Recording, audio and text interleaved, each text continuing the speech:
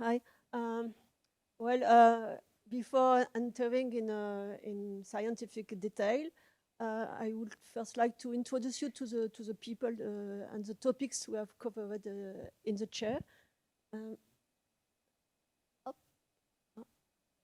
okay, so the people in the chair, we were coming from different lab of Toulouse, um, but I think that the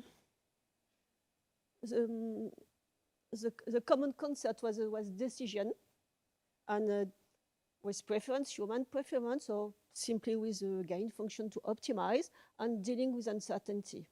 And here are all the, well, co-chairs, it's quite a big team. And we had also three, two pure annuity PhDs, and also Pierre coming from ERIT. He was interested in the chair, and all three are defending their work next month, and we are very proud of their work. And we had a 2 years postdoc, Nicolas, and Nicolas realized a compiler. I will not talk with you again about compilation. Once again, the last Anity days where my talk was devoted to compilation. Well, we had different kind of results. Of course, many publication and the common publication. We have the compiler, which is online.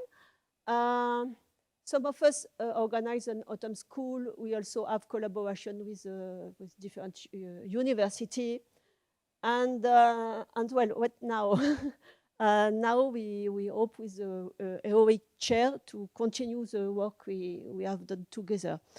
And well, for the talk, we decided not to cover all the topic we have in mind, but I asked Florent to make a talk, to give a talk about one of the publication of the result of the chair. So Florent, if you like. To work. Yeah. Okay, so it's my pleasure to be invited by Hélène to make a short presentation of some of the industrial problems we are trying to solve in this chair. It's not exhaustive, it's in fact for, you will see, manufacturing scheduling.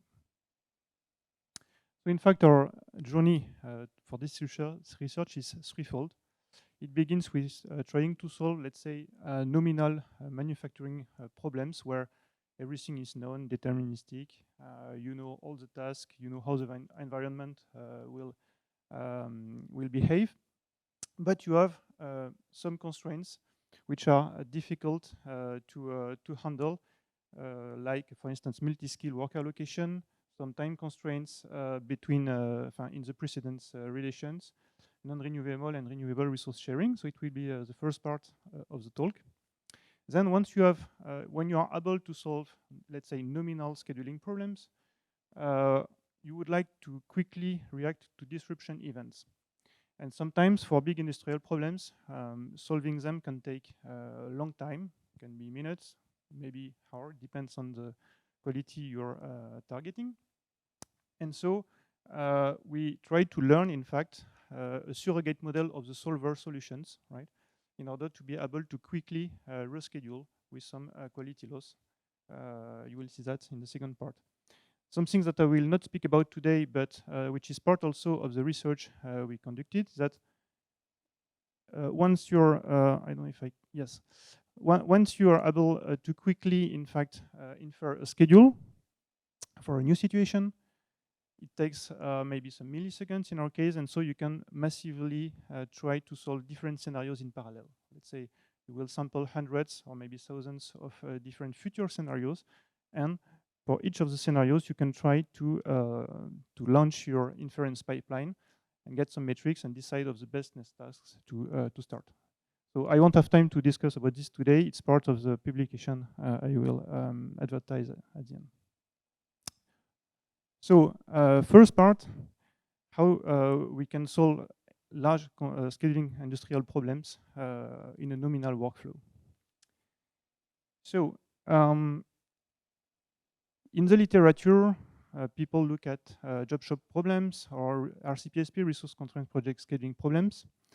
In our case, we have more constraints to take into account, like being able to preempt a task for a weekend, for instance, and then you want to restart it again on Monday, taking into account calendar shifts, multi-skills, meaning that your workers can have different skills, and so you want to take that into account in order to allocate the workers on tasks which require different skills, which is something which is not necessarily taken into account in the simple job shop and RCPSP problems.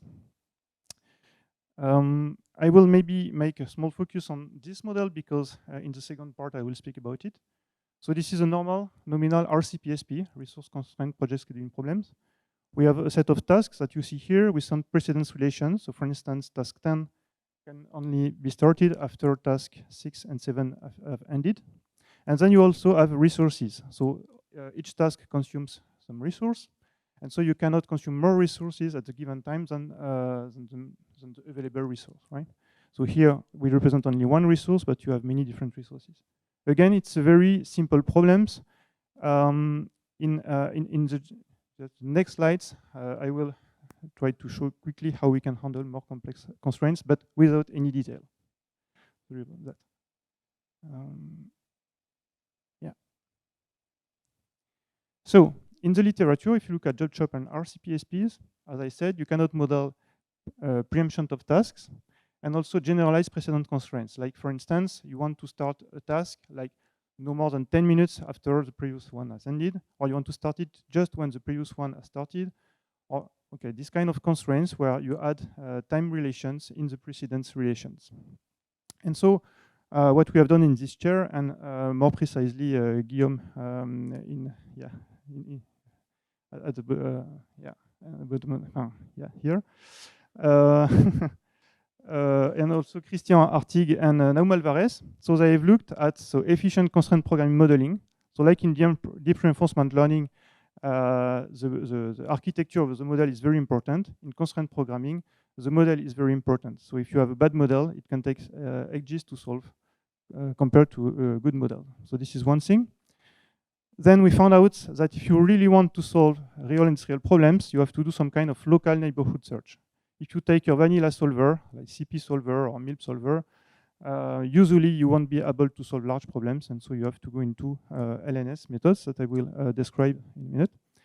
And we have capitalized all this research in open source libraries. I have a slide on this. If you want more detail about what I'm going to present, you can have a look at this presentation in the Constraint Programming Conference this year. So just one slide on constraint programming. We have already heard about it in just today, but very quickly to say that it's a bit different than operational research in the fact that, in fact, you can model, let's say, global constraints, which make, the strengths of those methods. For instance, in the Sudoku, you want to express the facts on one row or one column. You know, all the digits are different. And so you have this kind of global constraints, like all different, that you want to make use of. Okay, but you can also have constraints like you would find in operational research. Like here, we want to express in a scheduling problem that a given task starts after the end of the previous one, in the precedence constraints. So this is simple. And no LNS. So as I said, if you express a problem, even with a good model, and you try to solve it with push button methods, like call the solve methods of the solver, generally it works for simple problems, but not for the big ones, at least the ones that we encounter in industry. And so we found out that LNS was a good method. It's very simple, it's a local search method that I think everyone can understand. So what you will take, what we will do is that you will take, in fact, a sub-problem. How you do that?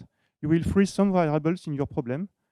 And so for all the other free variables, you will try then to learn the solution for the free variables. And then you will iterate by choosing, again, different variables to freeze. Of course, you have different ways to choose the variables that you will freeze, how you move from one freeze to another. And then you have different ways also to solve the sub-problems themselves. Another thing that works well, and which is described in the paper, is the portfolio method. So Michel Sebag talked about it yesterday. Yeah, it's deceiving, but we have to use portfolio methods to have something that works well. It's a bit magic because you don't really know which method will work good. So you have a set of methods that are possible for your sub-problem, okay, in the LNS. And then at each iteration, you will choose one of the methods in this portfolio. You can, if you want, also try to learn the best one as you are solving the problem. And this is something that works well. If you look at the results, actually, with the portfolio methods, it's where we get the best results in our case. Okay, finally, on this part, again, more details in the paper if you're interested in. So all those algorithms have been capitalized in easy-to-use libraries, which is something important in the industry if you want to solve new problems quickly without reinventing the wheel. And so Guillaume has made this great discrete optimization library where basically you will find different methods like meta-heuristics, role-based heuristics, LNS, as I said, mathematical solvers from operation research and more from logical AI, and also learning methods. And like I will present in the second part. And this method is quite easy to use for end users, like engineers. You will define your problem by providing an evaluation function and some satisfy functions which represent the constraint. It's easy to present, and then the library in the background will automatically find out the best solvers and representations and so on. So for a large set of problems, which is quite handy. Yeah, so just this slide to show that different subsolvers are used by this library and automatically selected by the library, like Minizing, Cplex, Zurobi, Toolbar2, local solver, and also Google OR. Okay, second part.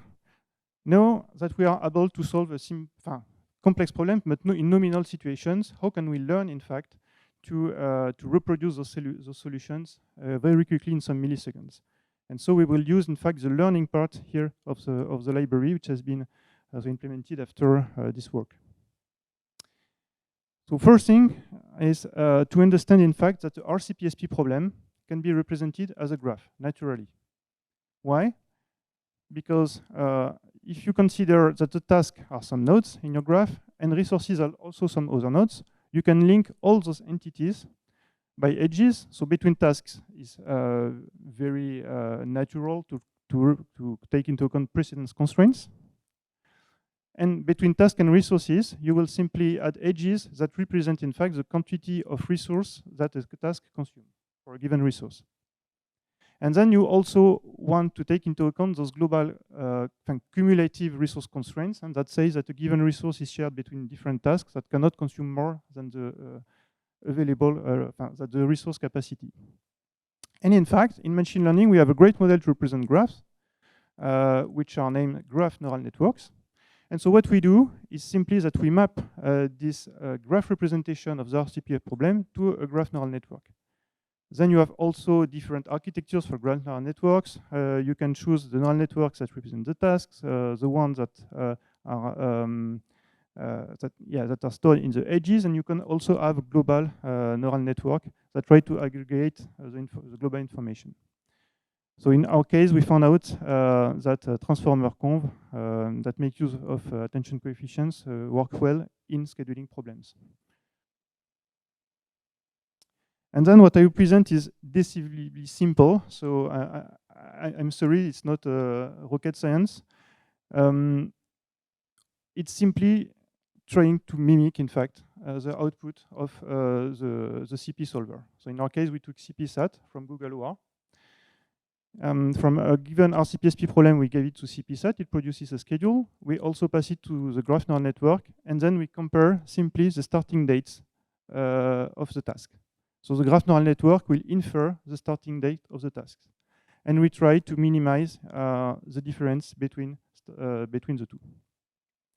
And we do that a number of times for a batch of different RCPSPs of different sizes. Now at inference time is a bit more tricky because the graph neural network produces a guess, an inference is the solution does not necessarily satisfy the constraints. You can have a small overlap, for instance, because the graph neural network does not have any knowledge, in fact, of the constraints. So you need to correct this schedule. First thing we tried is to make the schedule feasible by calling the CP solver, one started by the GNN solution. It works, but it takes ages, sometimes more time than solving the problem from scratch. So another idea, which is very simple but proved to be actually very efficient, is simply to extract the task ordering from the schedule. So you take the task in the order, increasing order of starting time, and then you give it to a very well-known procedure, in fact, in scheduling, SGS, for serialized generation scheme, that from a given ordering of the task will produce a feasible schedule. And it has a nice property that if you extract the task ordering of optimal solution, it will reproduce an optimal solution. And this procedure is very fast, and in our case worked well. So what you see on the left is the comparison of CPSAT with the GNN for the same quality. So basically, the CPSAT is an anytime solver that produces better and better solutions as time goes on. And what we want to see is which time does CPSAT take to produce a solution of the same quality as the GNN. And then we order the problem by increasing duration for CPSAT. And so what we see is that for 80% of the problem, the GNN can produce a solution much faster than CPSAT for the same quality. And sometimes CPSAT 10,000 more times, in fact, to produce the solution of same quality. Now, another question which is important is about the quality of the inference itself. When we compare this time to CPSAT that is run for a long time. And 15 minutes in our case, I think. So for half of the problem, we obtain the same solution as CPSAT. For most of them, actually, we even got the optimal solutions known in the literature. And then, of course, we have some degradation. And we are on average 5% worse than the best solution. But if you can produce the solution in milliseconds, in an industrial context, you want to react quickly. It's more important than obtaining the optimal solution. And here, the degradation is not that big, in fact. We also compared with non-heuristics, because what is the point of learning a complex GNN if you are not better than the very simple heuristics? And so what we've shown, in fact, is that we are better than some well-known heuristics in the literature. And I would like to conclude with some final words about how we did research in ANITI. I would like to thank ANITI for 3 different reasons. First, it allows us to exchange knowledge. I think it's important. In your daily discussions in the chair every Friday in B612, we presented some use cases, and then we learned some methods. Sometimes methods that we would not use directly, but it fertilizes to think about it, and maybe months or years later you will use them. We had a lot of seminars, social activities, which is nice.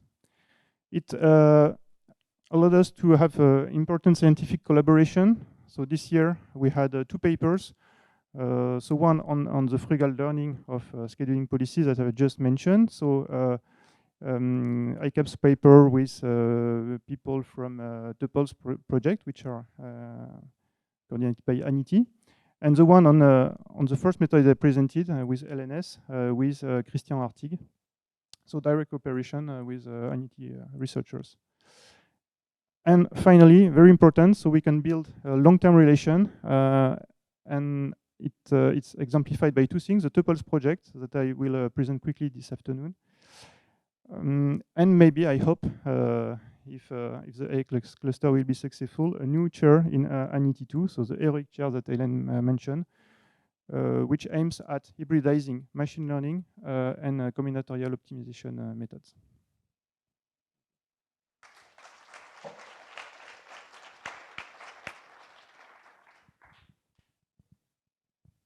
Thank you, Hélène and Florent.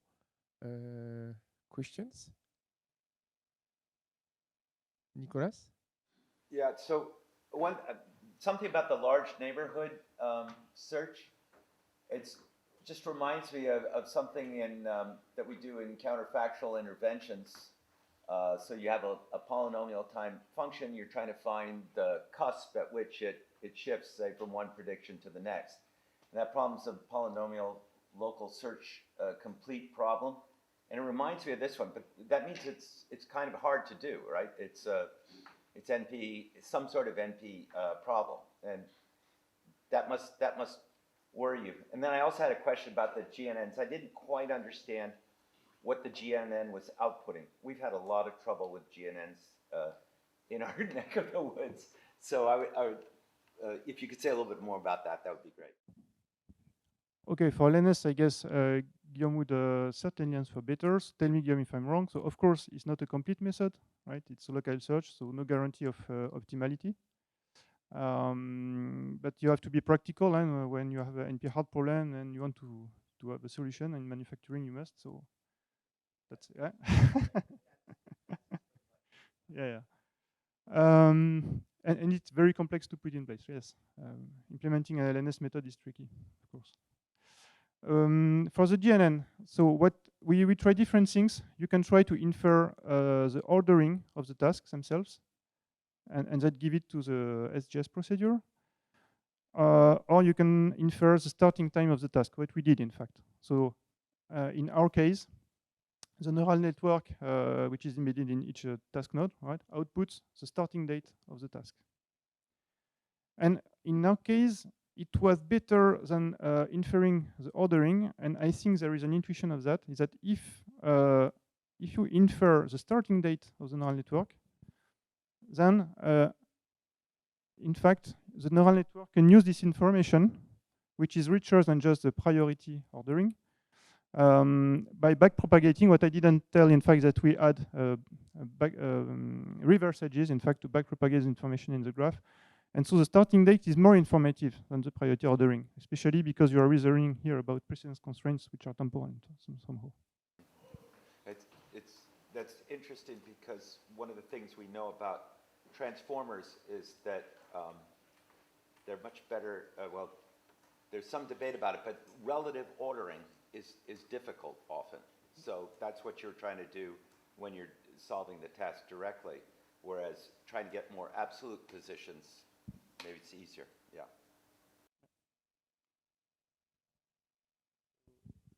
About so when you do the GNN, then you said that you have a post-processing phase, which is natural for this kind of problem.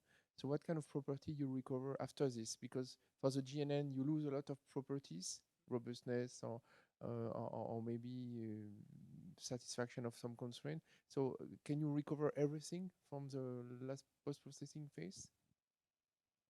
Yes, in our case, we only want to recover the constraints, because apart from the objective function, we have the constraints in this kind of problem. And so we recover basically the precedence constraints and the cumulative resource constraints also.